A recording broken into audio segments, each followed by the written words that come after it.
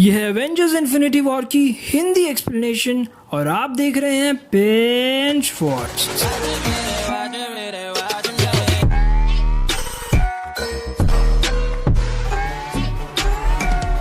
अगर आपने पिछली दो वीडियोस नहीं देखी जो हैं all Marvel movies in chronological order जो कि स्पॉइलर फ्री है, उसमें आपको मार्वल मूवीज के सीक्वेंस में देखनी है वो पता लग जाएगा। और दूसरी video all Marvel movies explained इन हिंदी जिसमें आपको अभी तक की आई सभी मार्वल मूवीज की कंप्लीट स्टोरी पता लग जाएगी। लिंक आई बटन और डिस्क्रिप्शन में मिल जाएगा। और अब बात करते हैं 2018 में आई फिल्म एवेंजर्स इन्फिनिटी वॉर की, जिसकी कहानी शुरू होती है साल 2017 में थॉर रैग्नारोक मूवी के जस्ट बाद। थॉर की शिप के सामने एक दूसरी स्पेसशिप आकर रुकती है जिसका नाम था सेंचुरी 2 और ये स्पेसशिप थी द ग्रेट थैनोस की, जो यहाँ अपनी टीम यानी ब्लैक ऑर्डर के साथ आया होता है। वो थॉर की शिप के अंदर घुसकर उन सबको मार देता है। अब यहाँ पर उसके पास ऑलरेडी पावर स्टोन होता है। इस मूवी में कुछ लूप होल्स हैं जिन्हें कहीं एक्सप्लेन नहीं किया गया, पर टेंशन की क्या बात जब बिंज वॉच चैनल पर मिस्टर बिंजर है साथ। फैक्ट नंबर 1, जब थॉर रैग्नारोक की एंड में जब लॉकी फायर स्कल का हेड इटर्नल फायर में फेंक रहा होता है तब वो वहीं से टेज़रेक्ट को चुरा लेता है। फैक्ट नंबर 2, इस मूवी में थैनोस के पास पावर स्टोन ऑलरेडी होता है, वो इसलिए क्योंकि ज़ैंडर जहां उसे छुपाया गया था गार्डियंस ऑफ गैलेक्सी के द्वारा, वहां पर थैनोस उस प्लैनेट को तबाह करके वो स्टोन ले चुका होता है। फैक्ट नंबर 3, जब थैनोस इन सब पर अटैक कर रहा होता है तब वेलकराई सारे एसगार्डियंस को दूसरी स्पेसशिप में अर्थ ले आती है। Now back to the story. अब वो इन्फिनिटी स्टोन नहीं देना चाहते थे, इसलिए हल्क थैनोस से हैंड टू हैंड फाइट करता है और क्योंकि दोनों ही काफ़ी स्ट्रॉन्ग हैं, एक लंबी फाइट के बाद थैनोस हल्क को हरा देता है और वो आगे बढ़ता है लॉकी से टेज़रेक्ट लेने। इतने में हेमडाल थॉर को बायफ्रॉस्ट से अर्थ पर भेज देता है। थैनोस थॉर को मारना शुरू करता है, इसी वजह से लॉकी उसे स्टोन दे देता है और थैनोस धोखेबाज लॉकी को मार देता है और थॉर कुछ भी नहीं कर पाता। और फिर थैनोस और उसकी डार्क आर्मी वहाँ से अपने तीसरे स्टोन लेने जाते हैं और उस पूरी शिप को एक्सप्लोड कर देते हैं, जिसकी वजह से थॉर पूरे यूनिवर्स में पापा की परी बन के उड़ रहा होता है। तभी वो टकराता है गार्डियंस ऑफ द गैलेक्सी की शिप से और वहाँ जाकर वो बताता है कि थैनोस सारे इन्फिनिटी स्टोन्स लेकर दुनिया को तबाह करना चाहता है और ये टीम दो हिस्सों में बढ़ जाती है, एक थॉर, रॉकेट एंड ग्रूट, दूसरी गमोरा, पीटर, ड्रैक्स और मैंटिस। थॉर अपना हथौड़ा लेने निडावेलियर जाता है और दूसरी टीम नोवेयर प्लैनेट पर द कलेक्टर के पास रियलिटी स्टोन लेने जाती है। इसके बाद कहानी शिफ्ट होती है हल्क, जो कि टेलीपोर्ट होकर गिरता है न्यूयॉर्क के सैंक्टम पर और वहाँ वो डॉक्टर स्ट्रेंज और वॉन्ग को थैनोस के बारे में बताता है और इसीलिए वो दोनों आयरन मैन जो पेपर पॉट से अपनी शादी की बात कर रहा था उससे मदद मांगने जाते हैं। मूवी में आगे बढ़ने से पहले बात करते हैं इन सभी इन्फिनिटी स्टोन्स की। ये 6 स्टोन्स हैं। पहला है पावर स्टोन। ये हमें ऑर्ब के अंदर मिला था और इसकी खासियत है कि ये किसी की भी पावर्स को घटा या बढ़ा सकता है। फिर है द स्पेस स्टोन। ये हमें टेज़रेक्ट के अंदर मिला था और ये किसी को भी कहीं भी टेलीपोर्ट कर सकता है। और फिर है रियलिटी स्टोन, जो कि एथर के अंदर से मिला था और हम इससे अपना एनवायरनमेंट अपने हिसाब से शेप कर सकते हैं, रियलिटी को चेंज कर सकते हैं। फिर है टाइम स्टोन, जो डॉक्टर स्ट्रेंज को आई ऑफ एगोमोटो के अंदर से मिला था। ये टाइम को ऑल्टर कर सकता है। फिर सोल स्टोन, ये स्टोन वॉरमीर पर रेड स्कल के पास से मिला था और ये किसी की भी आत्मा पर काबू पा सकता है, जो चाहे वो करा सकता है। और फिर है माइंड स्टोन, जो हमें सेप्टर यानी लॉकी की छड़ी में मिला था, जो थैनोस ने ही लॉकी को दी थी। इसकी खासियत है कि ये किसी के भी माइंड को मैनिपुलेट कर उसे टेलीकाइनेटिक पावर की मदद से यहाँ से वहाँ उड़ा सकता है। ये थी इन सारे इन्फिनिटी स्टोन्स की कहानी। अब मूवी पर वापस आते हैं। अब थैनोस पूरी दुनिया, पूरे ब्रह्मांड की आधी ह्यूमन सिविलाइजेशन को ख़त्म कर देना चाहता था ताकि सबको सारे रिसोर्सेज प्रॉपर्ली अवेलेबल हो और बैलेंस बना रहे। अब एवेंजर्स इनमें से कोई एक स्टोन को तबाह कर थैनोस का मकसद पूरा नहीं होने देना चाहते, इसलिए वो आपस में डिसाइड करते हैं कि माइंड स्टोन, जो कि विजन के पास है, उसे डिस्ट्रॉय करेंगे। वो उससे कांटेक्ट करने की कोशिश करते हैं लेकिन उससे कांटेक्ट नहीं हो पाता और विजन की लोकेशन जानने के लिए हल्क कैप्टन अमेरिका को कॉल करने कहता है, लेकिन आयरन मैन हिचकिचा रहा था, पर आने वाले खतरे को देखते हुए वो कॉल कर ही देता है। अब इन सब को बाहर से कुछ अजीब आवाज़ें आती हैं। देखने पर पता चलता है कि वो एक क्यू शेप का शिप है जिसमें से 2 लोग निकलते हैं, इबोनी जिसके अंदर काफ़ी टेलीकाइनेटिक पावर थी और कल ऑब्सीडियन जिसके अंदर सुपर स्ट्रेंथ थी। ये देखकर वहाँ स्पाइडरमैन भी मदद करने आ जाता है।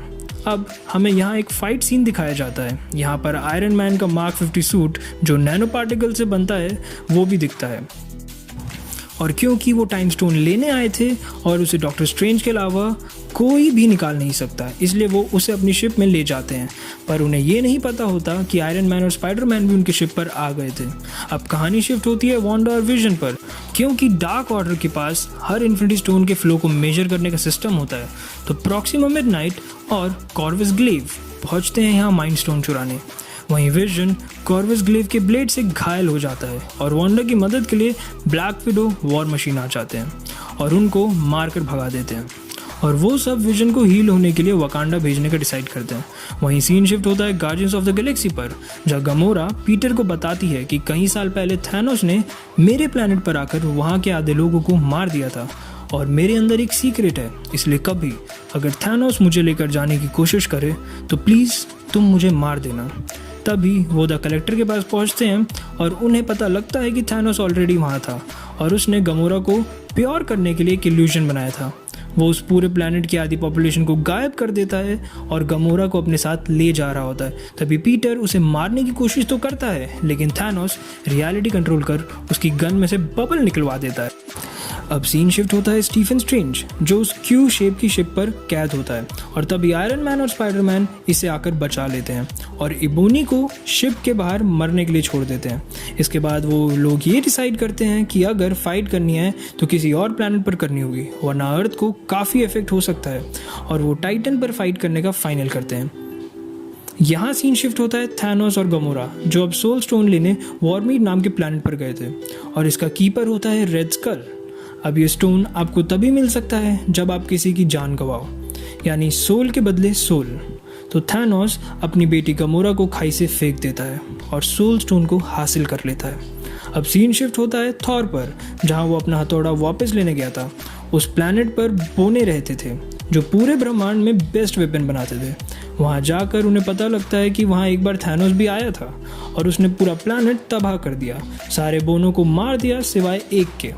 अब थॉर उस डरे हुए बोने को अपनी मदद करने के लिए परसुएट कर ही लेता है, और थॉर का पुराना हथौड़ा भी पूरा मेटल से बना था, लेकिन उसे पिघलाने के लिए सन की एनर्जी चाहिए थी, और जब वो उसे कर रहे थे तब वो बीच का फिल्टर टूट जाता है। पर अगर सन की पावर सीधा मेटल पर लगेगी तो वो तबाह हो जाएगा। तो थॉर अपना वेपन वापस लेने के लिए उस फिल्टर की जगह खड़ा हो जाता है, जो कि काफ़ी इमोशनल सीन है। अब फाइनली वेपन तो बन गया, लेकिन उसके लिए हैंडल नहीं था, इसलिए ग्रूट अपनी जटाएं लंबी कर उसमें अटैच कर देता है, और वो वेपन जो अब एक कुल्हाड़ी जैसा दिखता था स्टॉर्म ब्रेकर तैयार हो जाता है। और ये म्योनीर से काफ़ी एडवांस था क्योंकि ये बायफ्रोस्ट को भी खोल सकता था। अब सीन शिफ्ट होता है आयरन मैन, स्पाइडरमैन और डॉक्टर स्ट्रेंज पर, जो टाइटन जहाँ से थैनोस बिलोंग करता था वहाँ लड़ाई करने जाते हैं। अब नेबुला ने मैंटिस को एक हेल्प का मैसेज भेजा था, तभी पीटर, मैंटिस और ड्रैक्स वहाँ आ जाते हैं और डॉक्टर स्ट्रेंज को देखते हैं, जो उनके ज़िंदा रहने की पॉसिबिलिटी देखता है, जो होती है 1,40,06,05 में से सिर्फ एक।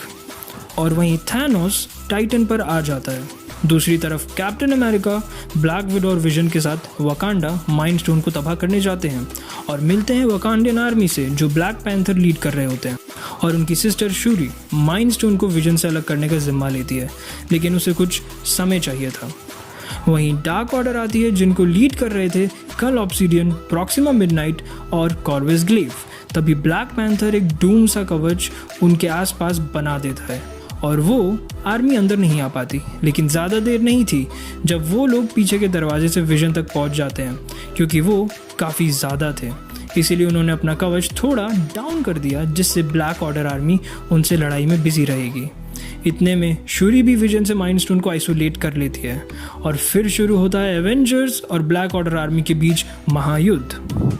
फिर हमें ये पता चलता है कि हल्क बेस फाइट में है, लेकिन अपने असली रूप में नहीं, क्योंकि ब्रूस बैनर हल्क में कन्वर्ट होता था सिर्फ लड़ाई के वक्त, लेकिन वो अपने हल्क वाले वर्जन को बहुत हेट भी करता था। साथ ही साथ थैनोस के साथ आखिरी फाइट में हारने के बाद उसकी फट रही थी, इसलिए ब्रूस ने डिसाइड कर लिया था कि अब वो हल्क को बाहर नहीं आने देगा और हल्क बस्टर पहनकर ही लड़ाई में शामिल होगा।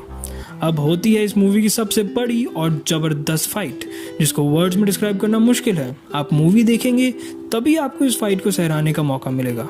इस लड़ाई में ब्लैक ऑर्डर के तीनों commanders Corvus Glaive, Proxima Midnight, super giant Cull Obsidian मारे जाते हैं और इस लड़ाई की वजह से वो भी विजन को इस लड़ाई में शामिल कर चुके होते हैं। इसके बाद होती है गॉड ऑफ थंडर, थॉर की एंट्री, जिससे ब्लैक ऑर्डर आर्मी डर जाती है और फिर क्या, थॉर उन्हें मारते हुए आगे बढ़ते हैं। फिर सीन शिफ्ट होता है थैनोस पर, जो अब गार्डियंस ऑफ द गैलेक्सी की आधी army doctor strange, iron man और स्पाइडरमैन से लड़ता है। ये सब मिलके थैनोस के हाथ से गॉन्टलेट निकालने की कोशिश तो करते हैं, पर थैनोस इतना पावरफुल होता है कि उसके आगे कोई टिक नहीं पाता। लेकिन फाइनली एक ऐसा मोमेंट आता है जब ये सभी थैनोस को पकड़ लेते हैं और स्पाइडरमैन थैनोस के हाथ से गॉन्टलेट निकालने की कोशिश करता है, लेकिन उसी बीच हमारा सड़क छाप आशिक पीटर क्विल एक गड़बड़ कर देता है और थैनोस से पूछता है कि उसने गमोरा का क्या किया। वो उसके फेस पर मारने लगता है, जिससे थैनोस को होश आ जाता है और वो अपना गॉन्टलेट पहन के फिर से एक एक को मारने लगता है। फिर आयरन मैन थैनोस से फाइट करता है, जिसमें आयरन मैन के मार्क 50 सूट के कहीं अपडेट्स देखने को मिलते हैं। और फिर इस हाईटेक फाइट में थैनोस का सिर्फ एक बूंद खून निकलता है और फिर थैनोस टोनी बाबू को बता देता है एक बूंद खून की कीमत और फिर उसे उसी के ब्लेड से मारने लगता है। वो आयरन मैन को मारने ही वाला होता है, लेकिन फिर डॉक्टर स्ट्रेंज थैनोस को उसकी जान बख्शने को कहते हैं और उसके बदले में उसे टाइम स्टोन देते हैं। टोनी स्टार्क डॉक्टर स्ट्रेंज को ऐसा करने से मना करता है और डॉक्टर स्ट्रेंज टाइम स्टोन देकर सैक्रिफाइस कर देते हैं। फिर थैनोस फिफ्थ स्टोन यानी टाइम स्टोन को गॉन्टलेट में लगाता है और फिर स्पेस स्टोन की मदद से सीधा पहुंचता है वकांडा, जहां ऑलरेडी ब्लैक ऑर्डर और वकांडियंस के बीच फाइट चल रही थी। यहाँ पर हमें एक हार्ट वार्मिंग सीन दिखता है वांडा और विजन के बीच, जहाँ विजन वांडा से कहता है कि उसे थैनोस मार के माइंड स्टोन ले तब भी उसकी जान जाएगी, और अगर वांडा ये स्टोन निकाल के सैक्रिफाइस करे तब भी उसकी जान जाएगी। तो क्यों ना वांडा ये स्टोन डिस्ट्रॉय करके थैनोस को उसके काम में नाकामयाब कर दे। और फिर ना चाहते हुए वांडा विजन से माइंड स्टोन निकाल लेती है और जैसे ही वो उसे डिस्ट्रॉय करने लगती है तभी वहाँ आ जाता है थैनोस। वो टाइम स्टोन की मदद से टाइम को पीछे कर देता है और माइंड स्टोन नष्ट होने से पहले ही उसे विजन से निकाल लेता है और अपने गॉन्टलेट में लगा लेता है। फिर वहाँ थॉर आ जाता है और थैनोस पे अपना स्टॉर्म ब्रेकर फेंक के मारता है। फिर थैनोस उससे कहता है कि उसने गलती कर दी, उसे थैनोस के हाथ पे नहीं बल्कि सर पे मारना चाहिए था।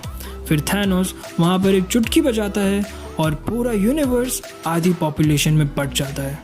फिर सीन शिफ्ट होता है सोल वर्ल्ड में, जहाँ थैनोस अपने आप को बिल्कुल अकेला पाता है और फिर उसे छोटी गमोरा दिखती है जो उससे पूछती है did you do it, and Thanos कहता है यस। फिर वो कहती है what did it cost, and Thanos इसका जवाब देता है एवरीथिंग, यानी सब कुछ। उसने अपना सब कुछ खो दिया इस फाइट में, यहाँ तक कि अपनी बेटी गमोरा भी। इसके बाद वो रियल वर्ल्ड में वापस आता है जहाँ उसके सामने बाकी एवेंजर्स होते हैं और फिर क्योंकि उसके पास 6 स्टोन्स होते हैं इसलिए वो स्पेस स्टोन की मदद से कहीं और चले जाता है। पूरे यूनिवर्स में से आधी पॉपुलेशन ख़त्म होने लगती है और सब धूल बन के हवा में मिल जाते हैं। फिर हमें दिखाया जाता है थैनोस जो एक कुटिया में होता है और खुश हो रहा होता है क्योंकि उसने अपना काम कर दिया था यूनिवर्स में से आधी पॉपुलेशन को ख़त्म करके और साथ ही साथ ये मूवी भी ख़त्म करके। मूवी के पोस्ट क्रेडिट सीन में दिखाए जाते हैं मारिया हिल और निक फ्यूरी जो कार में कहीं जा रहे होते हैं, लेकिन फिर वो भी धीरे धीरे गायब होने लगते हैं और निक फ्यूरी तभी अपनी पॉकेट से पेजर को निकालता है जो मैसेज भेजने का एक डिवाइस है और गायब होते होते वो किसी को मैसेज करता है। फिर हमें पता चलता है कि उसने वो मैसेज करा है कैप्टन मार्वल को। और अगर आपको ये वीडियो पसंद आई हो तो लाइक कर दो इस वीडियो को, फ्यूचर में कोई वीडियो मिस ना हो इसलिए सब्सक्राइब कर दो इस चैनल को और शेयर कर दो अपने यारों परिवारों को। With that said, signing off, keep watching, binge watch.